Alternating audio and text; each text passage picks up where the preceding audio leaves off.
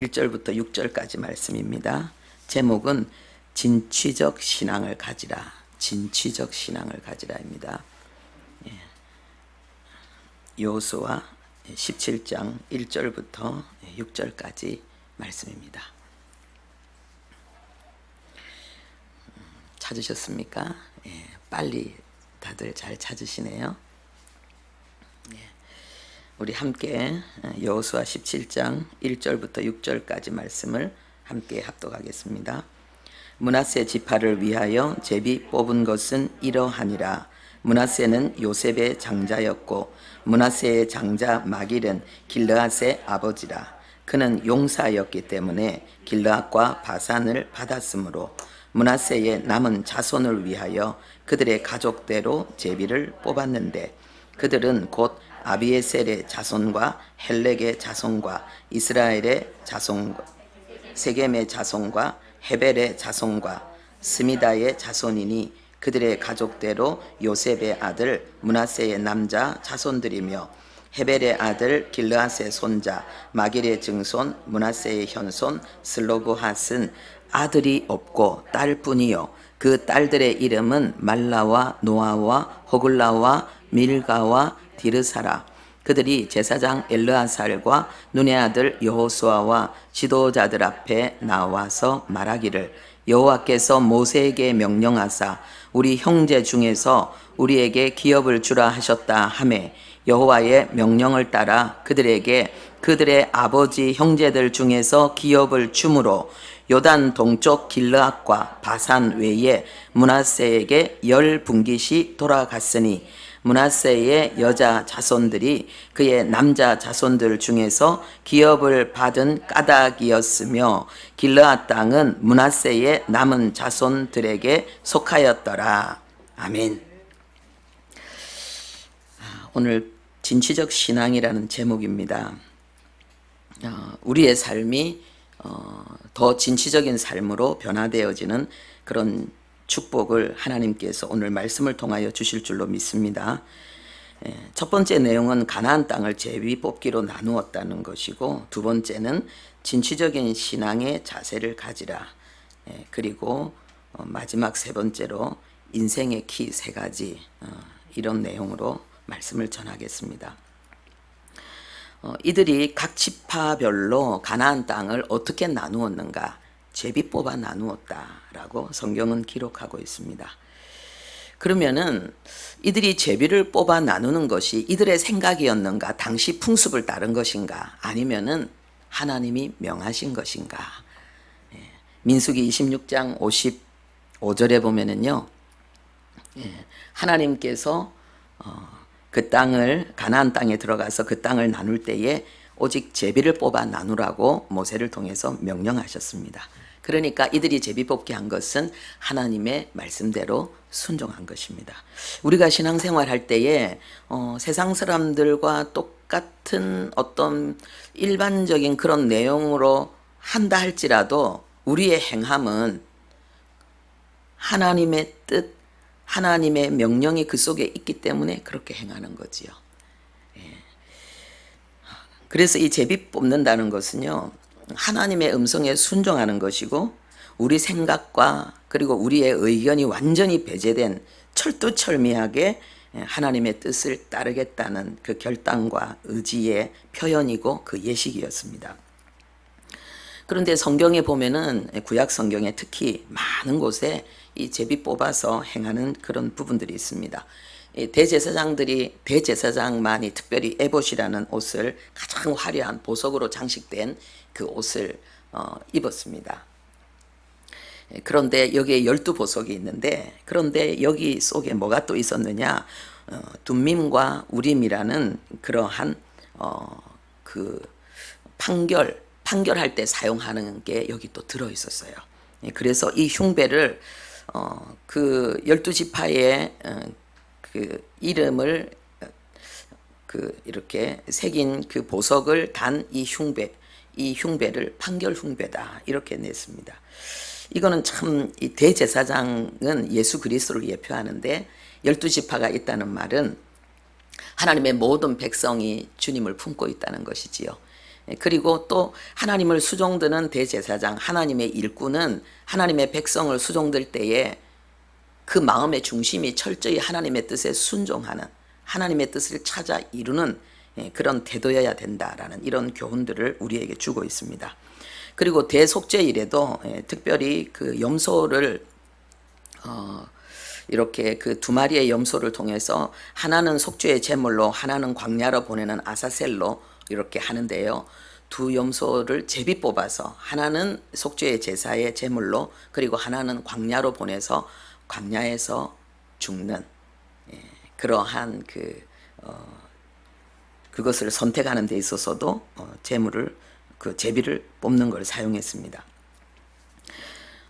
그래서 이 제비 뽑는다는 거, 오직 하나님의 뜻을 찾겠다는 거, 이것이 구약시대 하나님의 백성들의 그 삶과 제사의식 속에 굉장히 강하게 배어져 있는데, 그러면 신약시대 성도는 어떤가? 우리도 제비 뽑아야 되는가? 제비를 뽑은 기록이 신약 성경에 나와 있습니다. 어디에 있냐면은 사도행전 1장 25절인가 26절에, 26절이네요. 가룟 유다 대신에 한 명을 더 사도의 그 빈자리를 채우기 위해서 마띠아를 뽑을 때에 제비를 뽑아서 했다라고 초대교회가 제비 뽑은 기록이 나와 있습니다. 그런데 그 이후로는 어디에도 교회가 어떤 일을 행할 때에 제비 뽑은 기록이 없습니다. 그러면은 어떻게 하나님의 뜻을 찾았는가? 중요하게 그 내용이 많이 나오고 있는데요. 그들이 성령 충만 받아서 성령의 음성, 성령의 인도와 지도를 받으면서 나갔다는 것이죠. 하나 더, 그 당시에도 구약시대뿐만 아니라 신약시대에도 이 제비 뽑는 것은 일반적인 그러한 거였습니다. 예수님께서 십자가에서 운명하셨을 때에 마가복음 15장 24절에 보면은요, 그 병사들이 십자가에 예수님을 못 박고 나서 옷을 나누기 위해서 어느 것을 가질까 해서 제비를 뽑았다 이랬습니다. 도대체 그러면 옷을 나누었을까? 그게 아니고 이 당시에는 신발이나 벨트나 모자나 이 모든 것도 옷이라고 생각했습니다.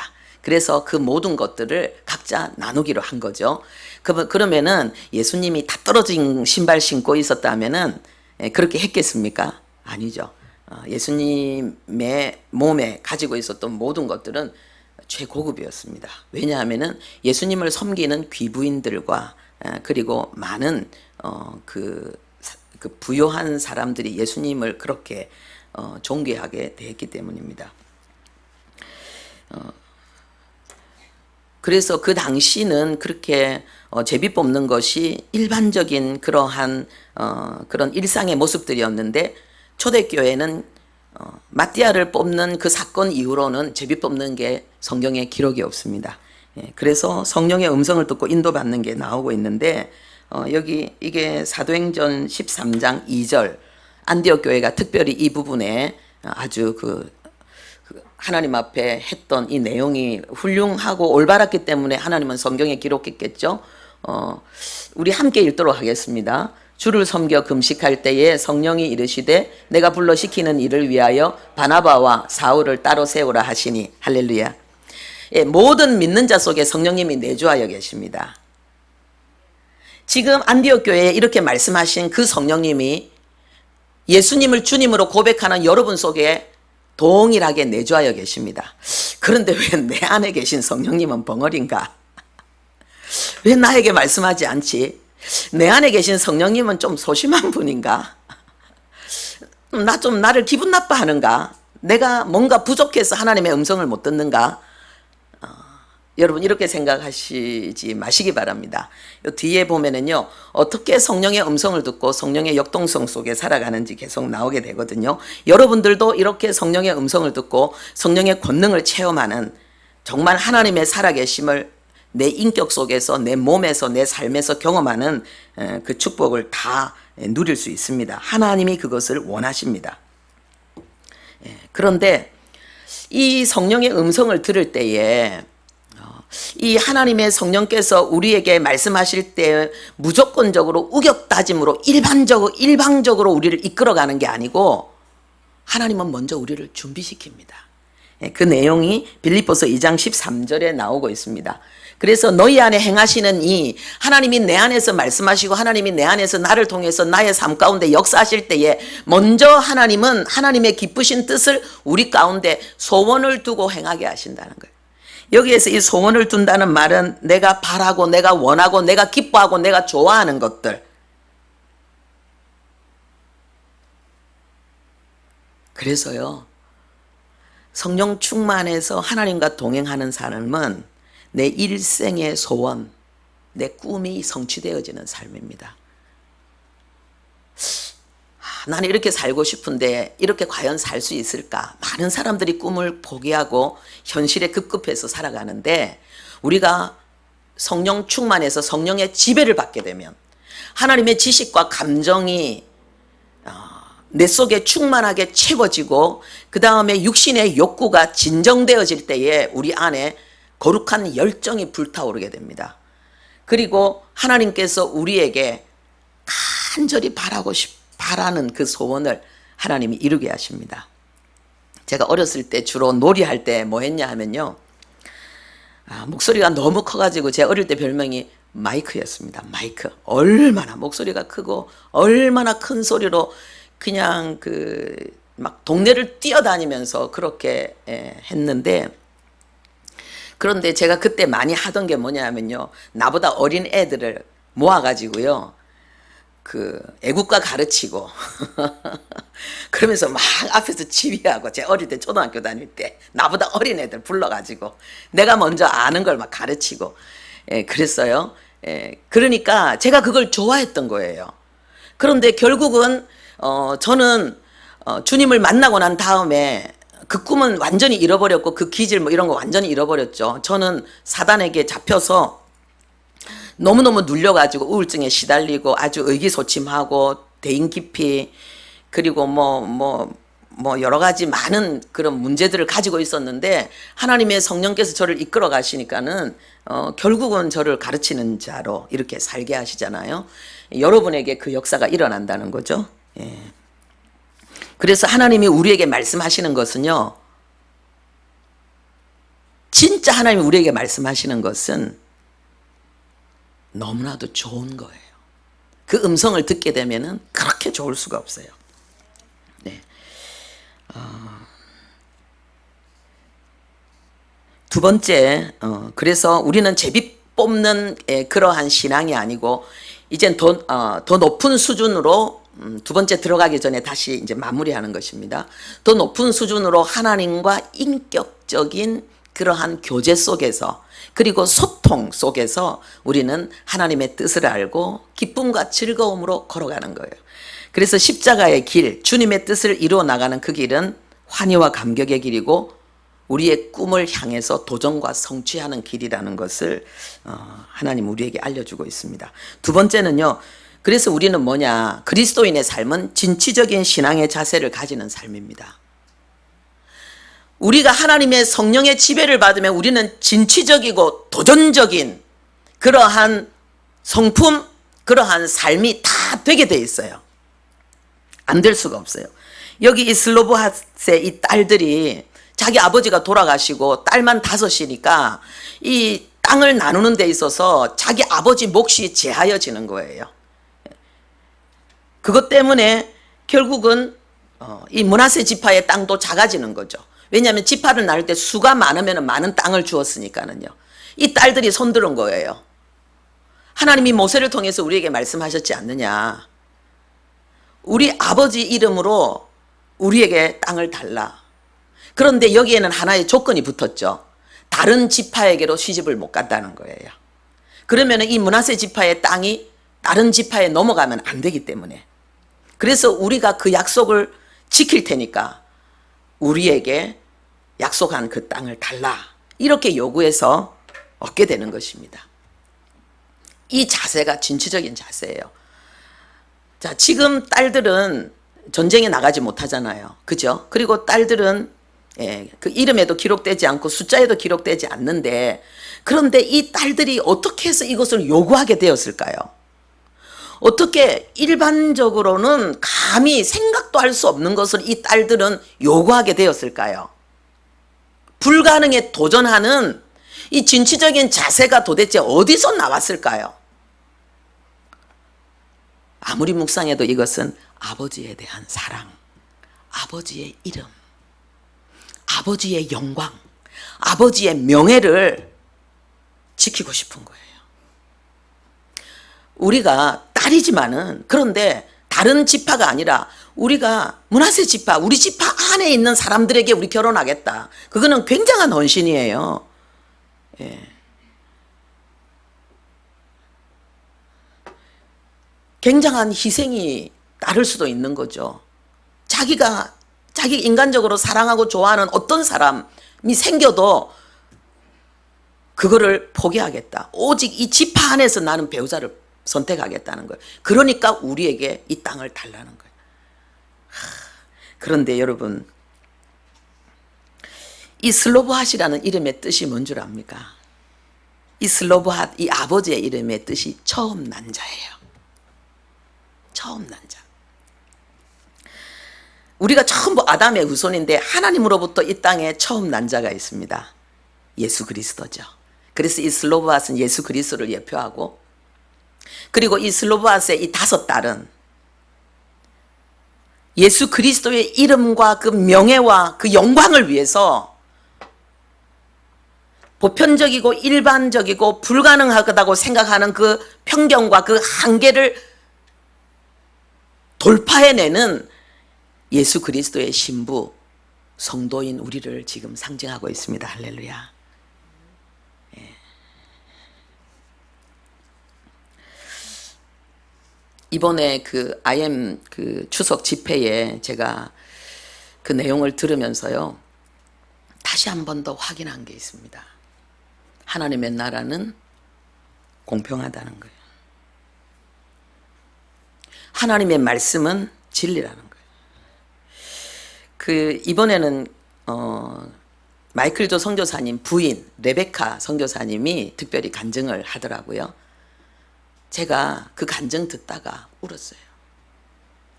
눈물이 나. 눈물을 흘리지 않고서는 그 간증을 들을 수 없는 거예요.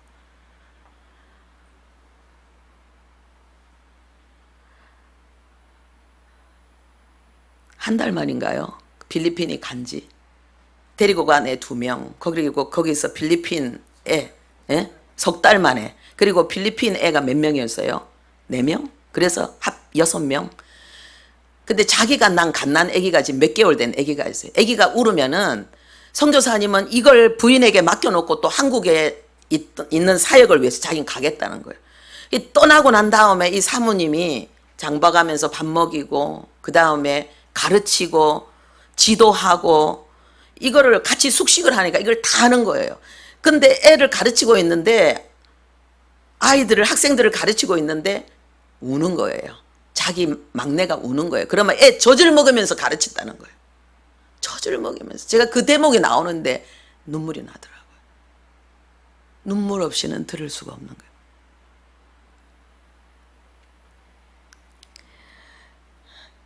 우리가 참 어떤 하나님이 쓰시는 거 보면 되게 부럽고, 야, 어떻게 저렇게 잘하지? 어떻게 저런 역사가 일어나지? 막 사람을 매료시키고, 그리고 하나님의 놀라운 역사들이 난 부러운데, 부러워하지 마세요. 그 고난의 쓴 잔을 내가 마실 수 있는가를 생각해야 돼요. 그런데 어제 밤에 또 우리 남편이, 제가 마이클 조 선교사님 이런 분 간증을 좀 들으시라고 그랬더니 금방 틀어요. 그래서 제가 듣게 되었는데, 새롭게 하소서에 나온 간증을 들었거든요. 제가 몇 년 전에 새롭게 하소서 간증 들을 때는 제가 그렇게 몰랐어요. 그런데 어제 제가 같이 있으면서 듣다 보니까 눈물로 간증을 하시는 거예요. 얼마나 많이 우는지 그 간증을 하면서요. 그 마이클 조 선교사님이, 아버지가 지체장애자입니다. 전응아예요. 한 번도 자기를 아들아 아들아라고 말해본 적이 없다는 거예요. 그리고 이거 좀 먹어라고 그렇게 한 적이 없다는 거예요. 그러니까 아버지로서 아들을 보살피는 손길 한 번, 말 한마디 해준 적이 없다는 거예요. 자기는 다른 게 부러운 게 아니라 그냥 식당에서 아버지가 아들 보고 이거 먹어, 그게 부러운 거예요. 고난이 축복인 거예요. 사람의 마음을 낮추는 것은 고난밖에 없는 거예요. 얼마나 고난 속에서 얼마나 낮아졌는지 어떤 아저씨가 어떤 아이에게 밥 먹어, 이건 먹어, 그 말이 부러운 거예요. 그 말 한번 듣고 싶은 거예요. 울면서 그 얘기를 하는 거예요. 엄마도 장애인, 많이 다리를 저는 분, 계단을 올라갈 때 엄마는 걸어서 못 가니까 앉아서 기어서 올라가는 분, 얼마나 왕따를 당했겠어요. 얼마나 손가락질을 당하고 자기 속에 자존감이 다 무너지고 자기는 열등감, 완전히 자기는 정말 살 수 없는 그런 고통 속에서 신음했는데 그거를 이야기하는데 울면서 이야기하는 하나님 말씀에 뭐가 있습니까? 눈물을 흘리며 씨를 뿌리는 자는 기쁨으로 단을 거두리로다. 지금 그 하나님이 그분을 쓰시는 이유가 그때 그 흘린 눈물이라는 거예요. 그런데 우리가요, 이 진취적인 신앙의 자세가 어떻게 되냐 하면은 이 어머니, 진짜 이 지금 마이클 조 선교사님의 이 사역은 부흥이 안 된다는 게 다음 세대들이 교회 안 나오는데 지금 교회 나오잖아요. 부흥이 일어나고 있잖아요. 그 사역에 들어간 곳마다 아이들이, 청소년들이, 청년들이 막 일어나잖아요. 벌쩍벌쩍 뛰면서 하나님을 찬양하고 헌신하잖아요. 예수를 위해서, 복음을 위해서 인류에 헌신하자. 이 스케일이 얼마나 큽니까? 그런데 그 어머님이요, 그 고난 속에서 예수를 믿게 되었는데 이 어머님이 하루에 3시간씩 아들을 위해서 기도하셨다는 거예요. 무식하게. 방언을 뭐 해야 되니 말아야 되니 뭐 그 샤샤샤샤샤샤샤 그렇게 기도하셨다는 거예요. 어머니는 기도가, 여러분 방언 기도 중에서요, 단문으로 나오는 것이 가장 강력한 전투 방언입니다. 우습게 보면 안 돼요. 랄랄랄라 이거 우습게 보면 안 돼요. 사람 듣기에 뭐 고상하고 뭐 이런 거 쏘으면 안 돼요. 그런데 이분이 성경 지식은 얼마나 또 훌륭했느냐, 이 어머님이 모세가 인신매매를 당해서 애굽으로 끌려갔는데 그 미친년, 그 못된 년, 하여튼 무슨 년 때문에 감옥에 가게 되고, 그런데 거기에서 찬송하니까 감옥 문이 열려서 나왔다. 창세기부터 마태복음 사도행전까지 그냥 확 이어서 하시는 거예요. 이 어머님의 성경 실력이 그거예요. 성경 지식이 그거예요. 그러니까 하나님은 중심을 보시는 거예요. 할렐루야. 기도를 많이 하고 지금 뭐 성경을 모르고 이게 중요한 게 아니고 중심이 하나님 앞에 들여져 있는 거예요. 중심이. 하나님께서 그 어머님의 소원은 뭐냐? 하나님 우리 아들 사용해 달라는 거예요. 하나님 우리 아들 써 달라는 거예요. 그 열등감으로, 그 서러움으로, 그 인생의 고통으로 인한 한을 전부 그 성령께서 어디다 쏟아부었어요? 하나님을 위해서 우리 아들이 쓰임받게 해달라는 이 기도 속에 그 모든 서름과 눈물과 고통과 한이 거기에 다 쏟아부어진 거예요. 그리고 하나님은 이 아들의 영혼 속에 그 불을 허락하신 거예요. 여러분, 하나님이 쓰시는 사람들은 그 인격이 아니고 그 의지가 아니고 그 능력이 아니에요. 성령께서 역사하시는 거예요. 하나님이 쓰시는 거예요. 여러분, 레베카 선교사님 부인 얼마나 그 말씀 잘 전합니까? 그리고 IM 선교단체에 보면은 그 선교사님 그 제자들이 지금 모든 그 가르치는 걸 다 하잖아요. 부모 교육도 하고, 그 사역 뭐 설명회 그 제자들이 다 하잖아요. 근데 마이클 선교사님은 열정과 비전으로 막 돌파하고 달려가는데 아주 세밀한 가르침은 그 제자들이 더 잘해요. 얼마나 세밀한지. 하나님이 쓰심이 다 다른 거예요. 그런데 이 제자들이요, 이 부인이 전부 뭐 했습니까? 그 고통의 쓴 잔을 같이 마신 거예요. 그 고통, 어두운 고통의 터널을 같이 통과하면서 자기들도 그 고난의 시간들을 함께 견뎌낸 사람들. 예수님의 그 제자들에게 뭐라고 하셨습니까? 나와 함께 모든 시험에 함께한 자들이라 그랬어요. 공짜가 없어요. 하나님의 나라는 철두철미하게 심고 거두는 거예요. 그리스도인의 삶은 심고 거두는 것입니다. 심은 종류대로 거두고 심은 양대로 거두고, 그러니까 하나님이 눈물을 흘리며 씨를 뿌리는 자는 기쁨으로 단을 거두리라 그러죠. 하나님이 지금 여러분들에게 눈물의 씨를 심게 하시면 눈물의 씨를 심으면 되는 거예요. 그건 뭡니까? 견디는 거죠. 울어도 갈 데가 없잖아요. 어떻게 그 십자가의 터널을 통과해 오느냐? 갈 데가 없으니까. 다른 데 갈 능력도 없고 다른 데 갈 곳도 없고 하나님 밖에는 없으니까 거기서 울다가 하나님이 주시는 위로와 새 힘을 얻고, 그래서 제가 얘기하는 게 있어요. 버티라. 버티는 거다. 버티기만 하면은 겨울이 지나고 봄이 오는 거예요. 버티기만 하면은 여름의 떼약볕이 지나가고 서늘한 가을이 오는 거예요. 이 진취적인 신앙의 자세를 내가 가지는 것이 아니라 하나님 앞에 엎드려 견디면은 내 마음은 낮아지고 성령님은 낮아진 내 영혼 속에 부으시고 역사하시는 거예요.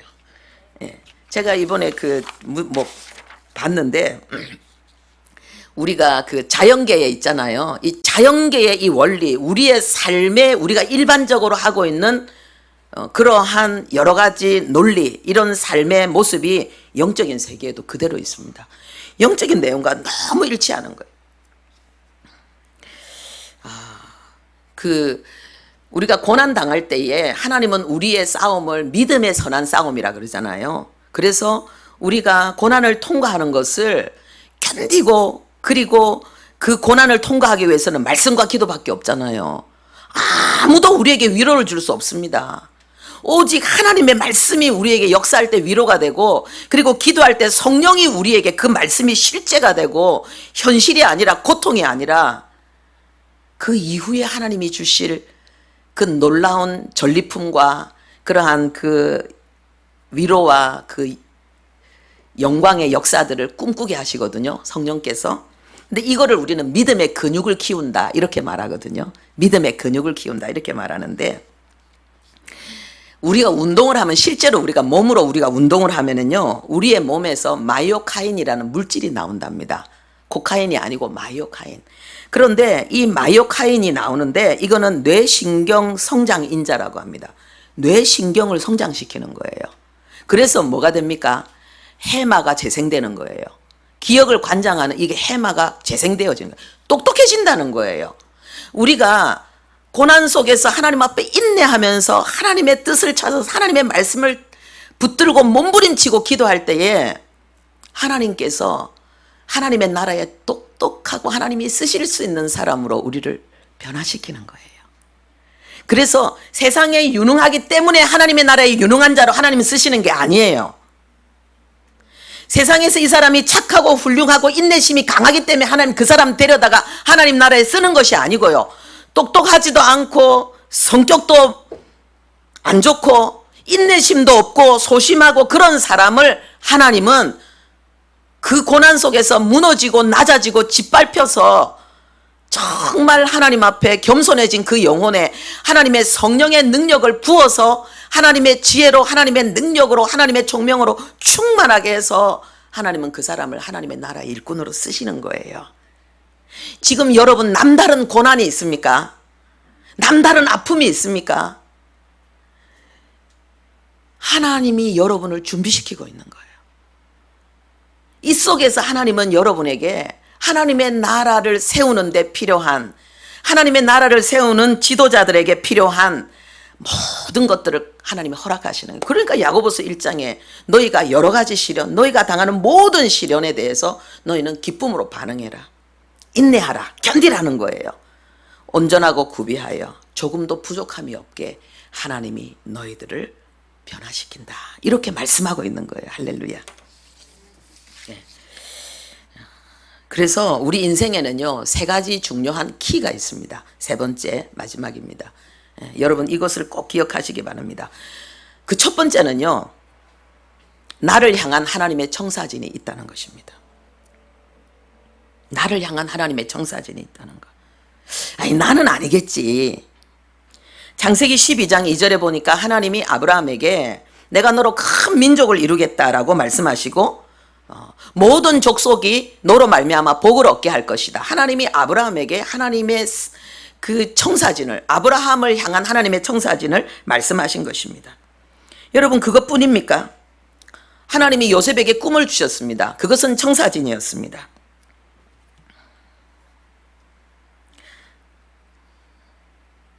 갈라디아서 3장 9절에요.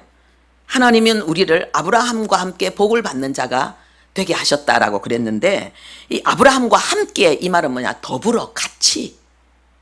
아브라함의 믿음이 우리의 믿음이 되고 아브라함의 복이 우리의 복이 되고 아브라함의 삶이 우리의 삶이 되게 하시겠다는 거예요. 예. 그래서 여러분들이 기억하셔야 됩니다. 가슴에 이렇게 손을 대시고요. 나에게 하나님의 청사진이 있다. 내 삶에 하나님의 청사진이 있다. 있습니다. 성령에 사로잡히면은 지금 나이가 들었어도요, 지금 가진 것이 아무것도 없어도요, 그 청사진이 여러분의 영혼 속에 확 드러납니다. 확 드러납니다. 보여져요.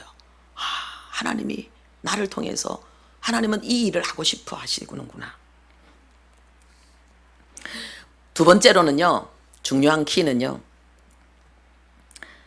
하나님은 그 청사진을 하나님은 실제로 하나님은 이루어내는 그런 성취의 전략이 있다는 거예요. 우리 같이 하겠습니다. 하나님은 성취의 전략이 있다. 하나님은 여러분에게 청사진을 가지고 계실 뿐만 아니라 그 청사진을 성취해 나가는 전략을 하나님이 가지고 계십니다. 정확합니다. 창세기 18장 18절 19절에 보면은 하나님이 아브라함에게 주신 청사진, 아까는 하나님은 큰 민족을 이루겠다 그랬는데 이번엔 똑같은 이야기입니다. 강대한 나라를 이루겠다.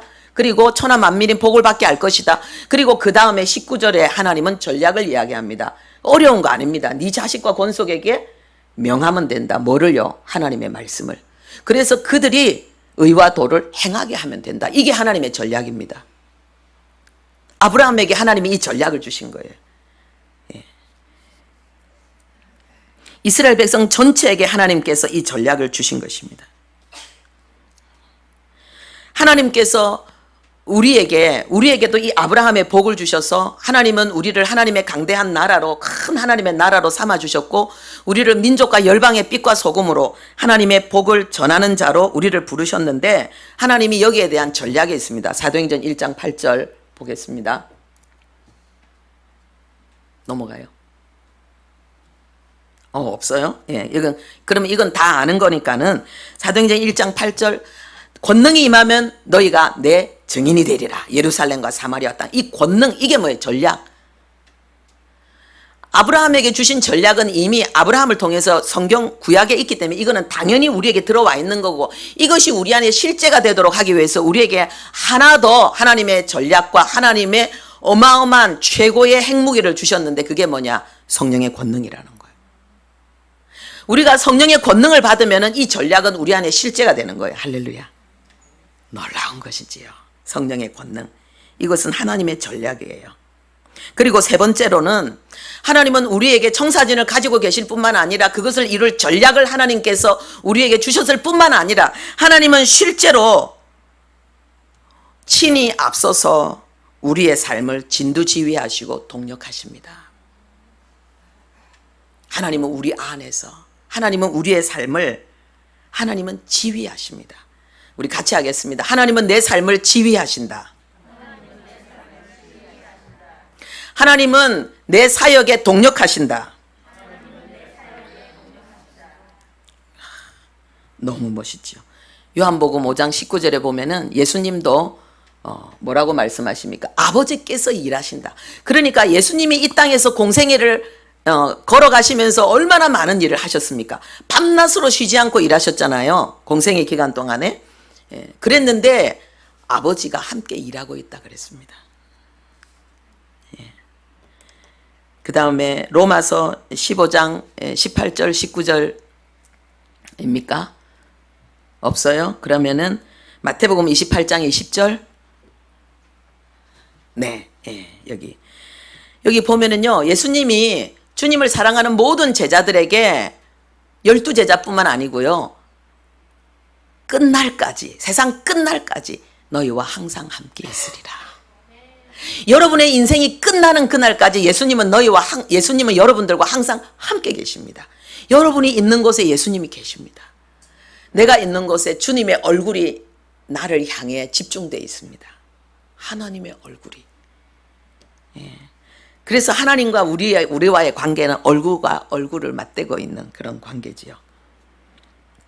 하나님은 늘 함께 있겠다고 약속하셨고, 마가복음 16장 20절에 그런데 왜 나는 나와 함께 계신 하나님을 못 느끼는가?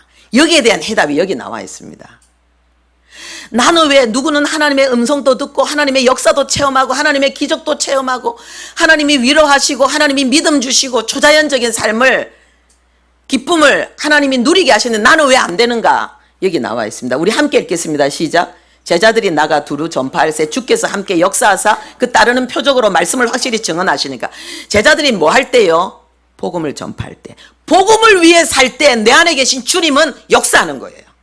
주님이 지금 내 안에 계신 것은 나를 통해서 복음을 증거하기 위해서, 생명을 전하기 위해서, 어두운 세상 가운데 빛과 소금의 역사를 나를 통해서 이루기 위해서 주님 내 안에 계시기 때문에 내가 그 일을 하고자 하고 내가 그 일을 행하고 그것에 내 인생을 하나님 앞에 던졌을 때에 주님의 역사가 나타나는 거예요.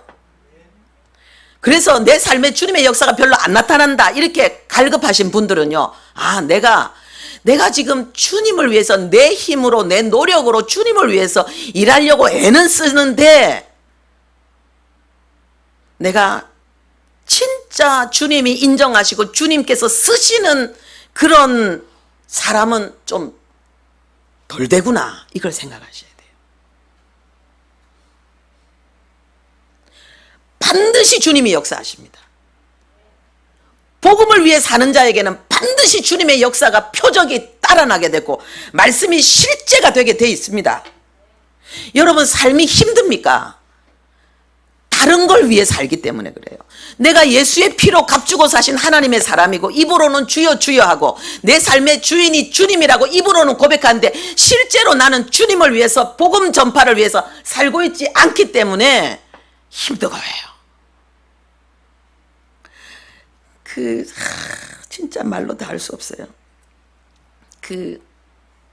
현영수 박사님도 고난 이야기할 때, 자기 삶의 고난 이야기할 때 울었잖아요. 그 어르신이, 그 점잖은 분이, 그 콧대 높으신 분이 울었잖아요. 근데 지금 하나님이 이분에게 얼마나 많은 은혜와 영광을 주고 있습니까? 그분의 그 여정을 보면요, 오직 복음을 위해서, 오직. 여러분은 이제 예수 안에서 우리는 이미 다 이루어져서 완전한 복음인 거예요. 이제 주님을 위해서 살겠다고 몸부림만 치고 주님을 위해 살겠다는 그 중심만 가지고 있으면 하나님이 알아서 인도하셔요. 역사하십니다. 세 번째, 누가복음 24장 49절. 네. 그래서 위로부터 능력이 임하실 때까지, 이거 아까 전략이었고요. 그래서 요한복음 21장 19절에서 22절, 19절, 22절. 그래서 베드로에게 뭡니까? 예수님이 나를 따르라. 너는 나를 따르라. 아니, 하늘로 올라가면서 왜 따르라 그럽니까? 주님이 함께 하시기 때문에. 예.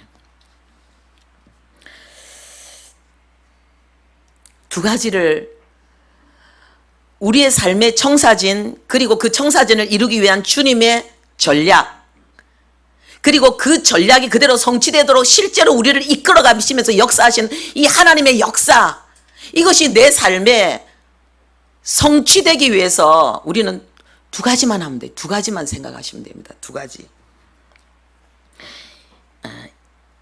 계시록 3장 20절에 우리 같이 읽겠습니다. 내가 문 밖에 서서 두드리노니 누구든지 내 음성을 듣고 문을 열면 내가 그에게로 들어가 그와 더불어 먹고 그는 나와 더불어 먹으리라.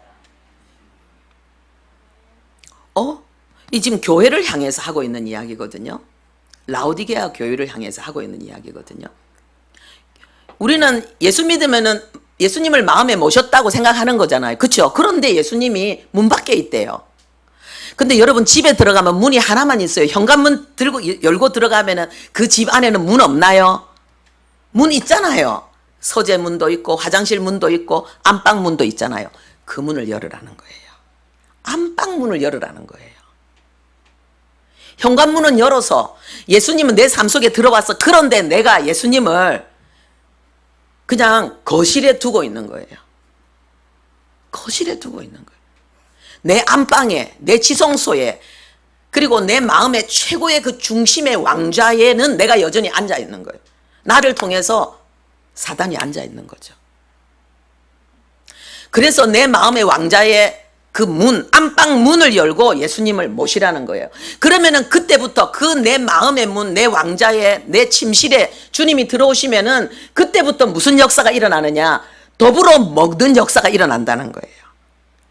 더불어 먹는 거, 이게 뭐예요? 식구. 실제로 함께 생활하는 역사. 그러니까 아까 이야기하는 거 있잖아요. 복음을 위해 사는 것. 이게 뭐냐 하면은 예수님을 내 침실로 모시는 거예요. 내 왕좌로 모시는 거예요.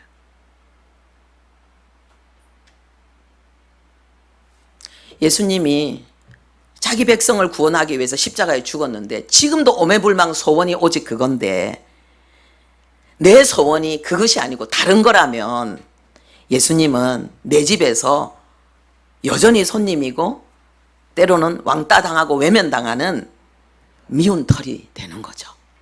내가 딴 걸 위해서 살고 있다면. 내 존재 이유, 내 존재 목표, 그게 오직 복음 전파, 오직 하나님의 명예, 오직 하나님의 영광, 그게 바로 내 마음의 왕좌를 주님께 드린 자예요. 주님께 드린 자예요. 그 자에게는 뭐가 일어난가? 주님이 먹는, 주님이 먼저 먹습니다. 내가 먼저 먹을 때에 너도 나와 함께 먹는다. 우리가 식탁에 보면 이번에 명절날 많은 사람들 만났죠.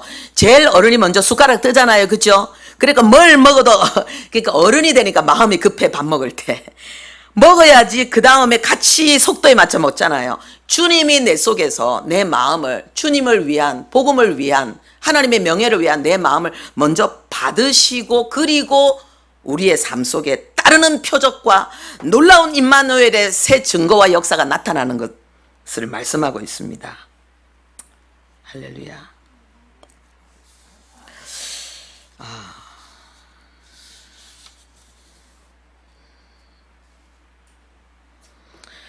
그런데 질문하겠습니다. 하나만 더 질문하겠습니다. 왜 예수님이 먹는다는 표현을 하셨을까? 내가 너에게로 들어가면 너는 나와 더불어, 이건 비유잖아요. 그죠? 이 비유로 하신 거야. 왜 먹는다고? 너는 나와 더불어 먹고 나는 너와 더불어 먹으리라. 왜 먹는다는 비유를 하셨을까? 성경에는 먹는다는 비유를 많이 하잖아요. 내 살을 먹고 내 피를 마시라, 이런 이야기.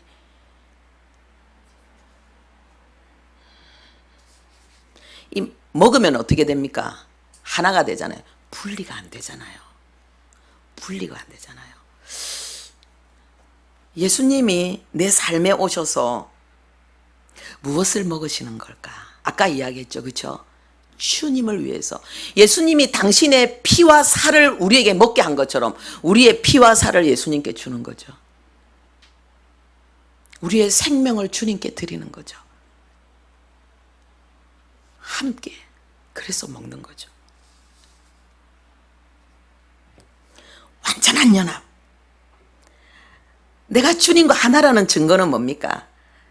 찬송할 수 없는 순간에 찬송하는 거예요. 예배할 수 없는 순간에 예배하는 거예요. 감사할 수 없는 순간에 감사하는 거예요. 순종할 수 없는 자리에서 순종하는 거예요. 지금 여러분에게 그런 게 있다면 하나님과 완전한 깊은 연합 속으로 하나님이 여러분들을 이끄시는 거고, 여러분을 하나님이 그 고난 속에서 그 연합으로 이끄시고 계시다면은 여러분을 통해서 하나님이 하시고자 하는 일이 있다는 거예요. 그 일은요, 신나는 거예요. 그게 바로 빛과 소금의 역사예요. 내가 빛이 되고 내가 소금이 되고 하나님이 나를 빛으로 만들어 버린다는 거예요. 빛된 나를 하나님이 확 세상을 향해서 소금을 팍 뿌리듯이 하나님의 거룩한 소금인 우리를 뿌린다는 거예요. 하나님이 광채 빛이 나게 만드는 거예요. 우리는 이 시대의 슬로바스의 딸들입니다. 도전합시다. 기도하겠습니다. 하나님 아버지, 하나님이 우리에게 얼마나 멋진 삶을 주셨는지요. 나를 위해 사는 세상 사람들과 똑같은 삶이 아니라 하나님을 위해 사는 삶, 다른 사람의 영혼을 살리는 삶, 죽어가는 자들을 살리는 삶, 신음하는 자들에게 위로와 소망이 되는 그 삶, 우리 주님이 걸어가신 그 길을 걸어가는 복을 우리에게 주셨습니다. 하나님, 이 길을 걷고자 할 때에, 그리고 이 길을 걸어갈 때에 하나님, 그것은 먼저는 아픔이고 눈물이고 고통이고 가시밭길이지만 하나님, 거기에는 세상이 줄 수 없는 평안이 있고 기쁨이 있고 영광이 있고 존귀가 있습니다. 하나님, 우리가 그 길을 걸어가면서 하나님을 찬양하게 해주시고 많은 사람들에게 하나님의 복을 주는 하나님의 복의 통로가 되게 해 주옵소서. 예수님의 이름으로 기도합니다. 아멘.